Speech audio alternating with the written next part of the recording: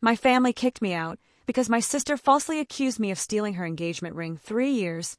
Later they discovered it in the garbage disposal. I never imagined I'd be telling this story, but here goes. I'm Elliot, 26 years old, and 3 years ago my life was flipped upside down by a false charge made by my older sister Gemma, 29. I grew up in a little Ohio town with my parents John, 55M, and Lisa, 53F, and my sister Gemma. We lived in a modest 2-story house that my parents purchased when they first married. It was not fancy, but it was home. My father worked as a high school math teacher, and my mother was a nurse at the local hospital. They weren't wealthy, but they made sure we got all we needed. Growing up, Gemma and I were quite close. We'd spend hours playing in our backyard, climbing the ancient oak tree, and inventing complicated games. She was always the leader, making up the rules and plots, while I was content to follow along. As we grew older, however, things began to alter. Gemma was always an overachiever. She was the top of her class, captain of the debate team, and appeared to thrive in whatever she tried. In contrast, I was more laid back. I performed okay in school, but I was never as motivated as Gemma. As we approached our adolescence, this disparity began to erode our relationship. By the time Gemma left for college, we had grown apart. She attended a prominent university on a scholarship whilst I stayed local and attended community college. I didn't know what I wanted to accomplish with my life, so I took a range of classes to figure it out. Gemma relocated to the city after graduating from college and began working at a large marketing agency. She'd return home for holidays and occasional weekends, full of stories about her fascinating life and excellent profession. I couldn't help feeling inferior. In contrast, I was still living at home, working part-time at the local grocery shop and trying to figure out my next step. Despite our differences, I always assumed Gemma and I were fine. We weren't as close as we were, but I assumed it was just part of growing up. I had no idea how quickly everything might fall apart. Gemma and her boyfriend Tom, 31M, were engaged 3 years ago. They had been dating for 2 years, and everyone was ecstatic. Tom was a lawyer from a wealthy family, and my parents idolized him. He proposed with a stunning diamond ring that has been in his family for generations. Gemma was overjoyed and couldn't stop showing it off to everyone. The engagement celebration was a large occasion. My parents brought what seemed like the entire town to our house to celebrate. I recall feeling a little out of place among the rich people Gemma and Tom had invited from the city. I remained close to my old high school pals who were still in town, feeling more at ease with them than with Gemma's sophisticated set. A month after the engagement, all hell broke out. It was Tuesday afternoon, and I had the day off work. I was in my room playing video games and enjoying the quiet house. Gemma was visiting for a week, taking some time off work to begin arranging the wedding with our mother. I heard Gemma return home from a shopping trip with Mom. They were talking and laughing downstairs. I didn't think much about it and returned to my game. Around an hour later, I heard Gemma scream.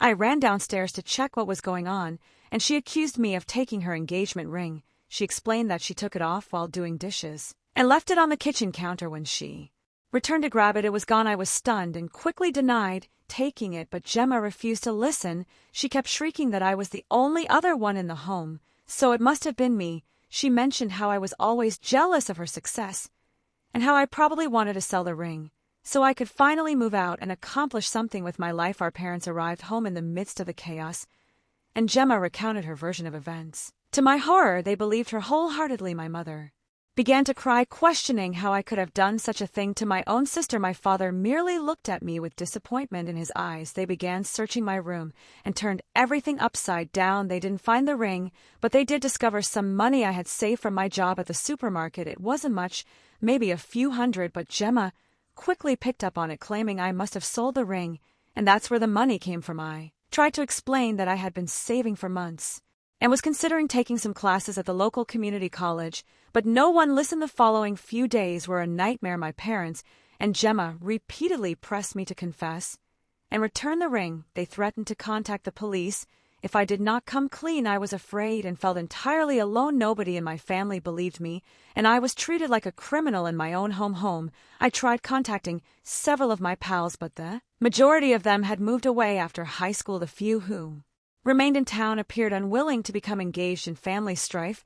I felt more alone than ever after a week of relentless accusations and threats. My parents made a decision that would alter my life forever. They told me I needed to go. They said they couldn't trust me longer and that I was putting shame on the family.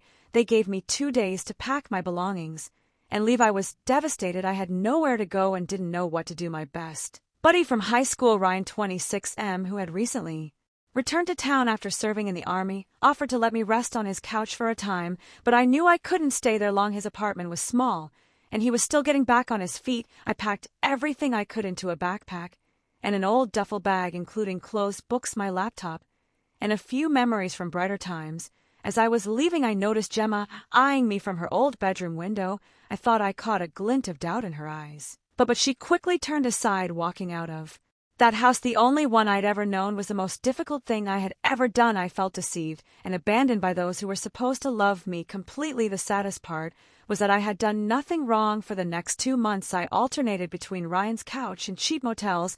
As I could afford them, I took on any odd jobs I could find to make ends meet. I've worked as a dishwasher, dog walker, and even spent a few weeks on a construction job. It was a challenge, but I was determined to prove my innocence and succeed on my own. Eventually, I got a solid job at a warehouse on the outskirts of town. The job was hard, the hours were long, but the pay was consistent. The salary wasn't spectacular, but it allowed me to rent a modest room in a shared house with some other warehouse workers. I gradually began rebuilding my life, but the grief of what had happened never went away. I'd lie awake at night repeating the events in my memory and wondering how they had gone so wrong. How could my family have turned against me so quickly? How could Gemma, who had grown up with me and knew me better than anyone else, believe I would do such a thing? I cut all communication with my family.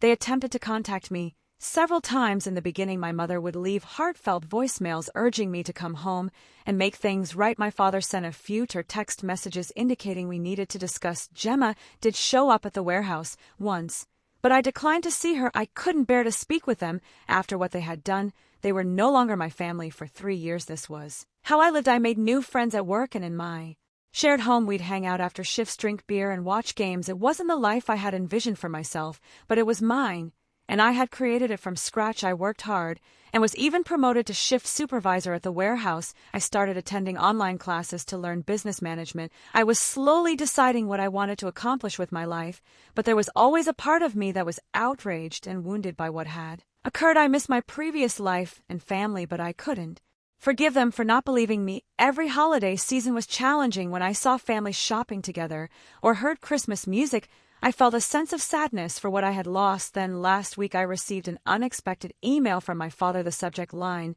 simply stated, "We need to talk." The message was brief, stating that they needed to meet with me immediately and that it was regarding the ring incident. At first, I was tempted to dismiss it, as I did with all of their previous attempts to reach me, but something made me hesitate. Maybe it was curiosity, or maybe a small part of me still wanted a conclusion.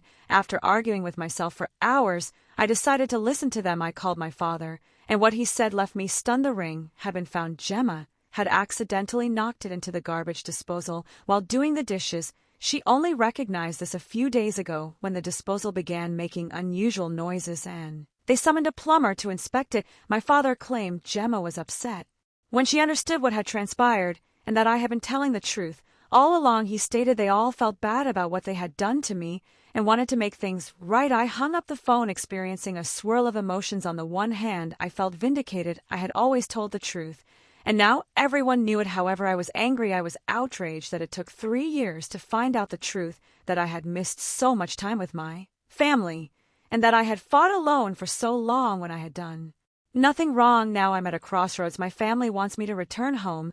They claim they want to make things right. Gemma has been phoning and messaging nonstop asking for forgiveness, but I'm not certain I can forgive them. They pushed me out without hesitation, chose to think the worst of me, and left me to fend for myself for 3 years. Part of me wants to send them all to hell and let them deal with the shame of what they did to me, but another part of me misses my previous life and wonders whether there is a way to rebuild what we've lost. I do not know what to do. Should I give them an opportunity to make amends, or should I continue living the life I've created for myself without them? I'm torn, and could appreciate some outside insight on this whole situation. Update 1: It's been a week since my previous post, and a lot has happened. I'd want to thank everyone for their advice and support. It truly helped me go through my emotions and figure out what to do. After much debate, I chose to meet with my family.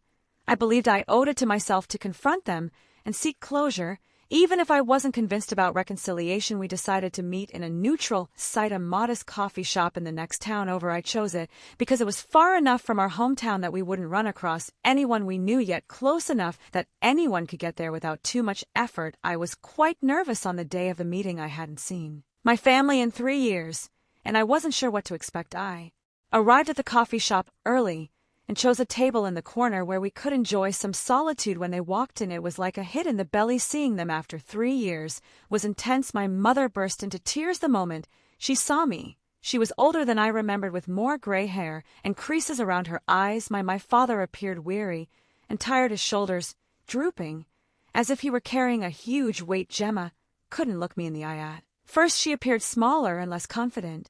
Then the sister. I recall we sat down, and for a time no one knew what to say. They all started talking at once, with apologies falling out. My parents said they had failed as parents by not trusting me and kicking me out. They admitted that they had regretted their decision every day since, but pride and humiliation had prevented them from reaching out sooner. My father, who had always been a man of few words, talked for hours about how he had repeated those days in his head, trying to figure out how he could have been so blind. He claimed he had always prided himself on being fair and reasonable, but that emotion had clouded his judgment when it counted the most. My mother, through tears, told me how she had preserved my room exactly as I had left it, hoping that one day I would return. She stated she would wake up in the middle of the night thinking she had heard me coming home, only to realize what had transpired. Gemma burst into tears, stating she would never forgive herself for accusing me and damaging our relationship.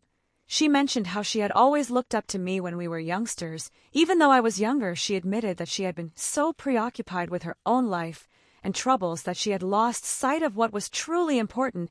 As they talked, memories of our childhood came flooding back. I remembered how Gemma stuck up for me when I was bullied in middle school. I reflected on all the times we had laughed together, exchanged secrets, and supported each other during difficult times. It made the betrayal hurt even more, but it also reminded me of the fantastic times we'd had. I heard everything they said, but I couldn't bring myself to forgive them just yet. The anguish and resentment from the previous 3 years were still too raw. I informed them that I needed time to comprehend things they appeared to comprehend, and did not push for more. My mom wanted to hug me before we went, but I backed away. I wasn't prepared for that kind of closeness, yet the hurt look on her face almost convinced me to change my decision. But I remained firm. I needed to protect myself emotionally. After the meeting, I returned to my apartment and carefully considered what I wanted. Did I want to go back to my previous life? Can I ever trust them again? Was it worth attempting to repair our relationship?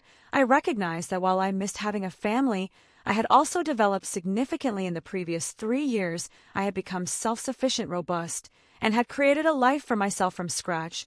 I wasn't the same person they'd kicked out 3 years before. I reflected about my warehouse work, my online education, and the friends made. I had worked hard to reach where I was, and I was pleased with what I had accomplished on my own. The thought of abandoning that and returning to my old life felt awful. At the same time, I couldn't deny that seeing my family had triggered a variety of feelings. Despite everything, I still loved and missed them. I wondered if I could have a relationship with them while still keeping my independence. After a few days of deliberation, I reached a decision. I called my parents and explained that while I appreciated their apology, I was not yet ready to fully reconcile. I informed them that I needed more time and space to heal. I also established some boundaries. I indicated I was willing to maintain minimal contact with them, but I wasn't going back home or pretending nothing had occurred. I told them that if we were to continue our connection, it had to be on my terms. They expressed disappointment, but said they understood. They promised to respect my boundaries and allow me the time I needed. My mother asked if she might phone me once a week to check in,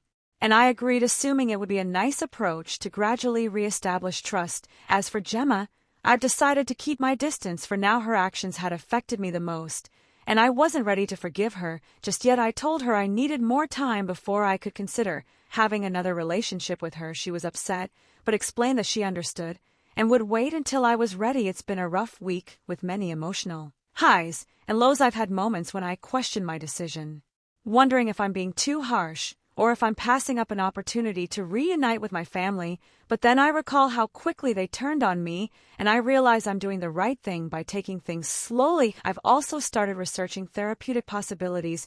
Many of you suggested it in the comments, and I believe it would be beneficial to have a professional to speak with.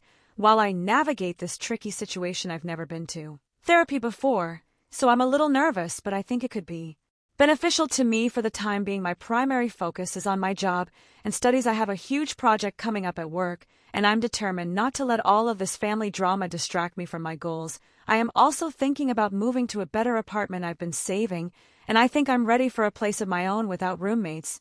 Thank you again for your support. It's comforting to know that there are individuals out there who understand and care. Even if we've never met, I'll provide an update if anything substantial changes. Update 2. It's been almost a month since my last update, and I'd like to share some developments. I've been sticking to the boundaries I've established with my family. We've had a few phone calls and text messages, but nothing particularly intense. It's been okay, awkward at times, but not as painful as I expected. My parents have mostly respected my wishes. They check in every now and then, but they don't ask for more than I'm prepared to provide. I can tell they are working hard to rebuild trust, but it is a slow process. My mother calls once a week as we promised. These calls were strained at first with extended silences, but they are becoming easier. We usually discuss neutral issues such as her employment at the hospital, the weather, and my online education. It's not much, but it's a beginning. My father has been sending me short emails, usually simply to check in or share something he thinks I'd be interested in. Last week, he forwarded me an article about a new business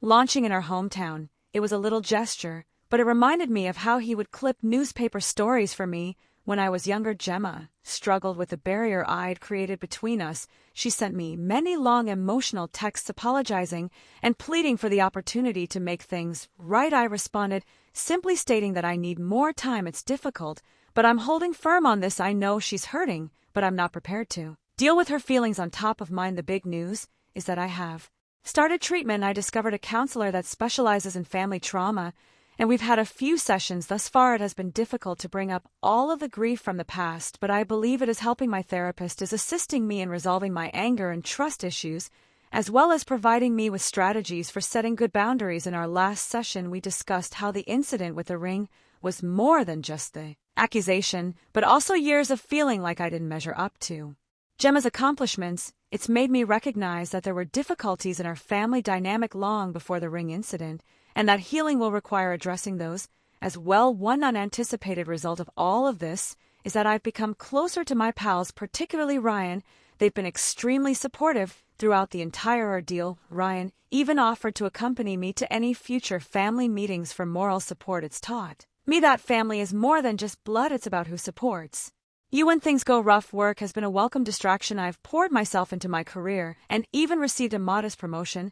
I'm now in charge of inventory management for my shift, which means additional responsibility and a minor pay increase. It is nice to have something pleasant to focus on. In terms of my living situation, I've decided to stay where I am for the time being. It's not much, but it's mine and symbolizes the independence I've worked so hard for. My parents offered to help me find a better place, but I declined. I have to do this on my own. However, I began to carefully consider choices for furthering my studies. A state institution located approximately an hour distant provides night classes. I am considering applying to their business program. It would be a significant move, but I believe I'm prepared for it. Overall, I'm taking it one day at a time. Certain days are harder than others. There are times when I mourn our easy connection as a family, but then I recall how fast they turned on me, and I realize I can't rush this process. My therapist thinks it's good to have mixed feelings about everything. She encourages me to be patient with myself and not feel obligated to forgive before I'm ready. We're working on techniques for dealing with upcoming family gatherings and holidays, which are making me more apprehensive than I'd like to admit. For the time being, my priorities are recovering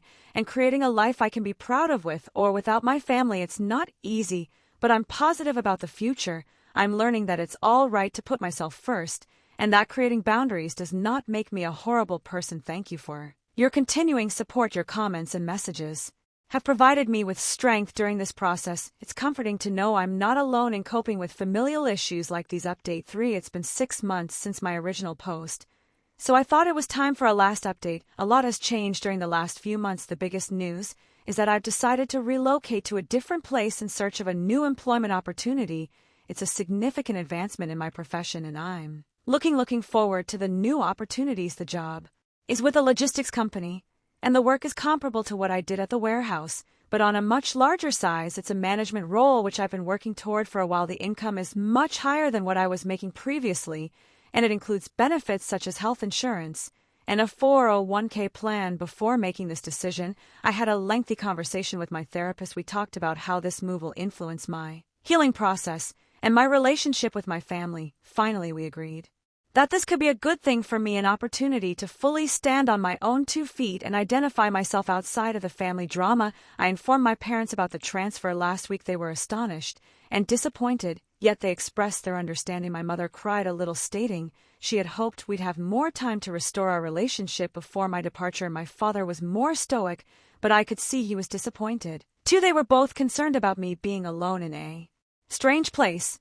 but I told them that I'd be okay. Gemma took it the hardest after I told her. She showed up unannounced to my flat, pleading with me not to go. She admitted that she felt like she was losing me all over again. It was a challenging conversation, but I held my ground. I informed her that this was something I needed to do for myself, and that our relationship was not in a position where her opinion could influence my decision. Our relationship is improving, but it is not perfect. We've enjoyed several family dinners in recent months. They've been uncomfortable and awkward at times, but we're gradually learning to be around each other again. Trust is still a major issue. I sometimes question their motives, wondering if they truly believe what they say, or if they are simply attempting to relieve their guilt. My therapist has been crucial throughout this.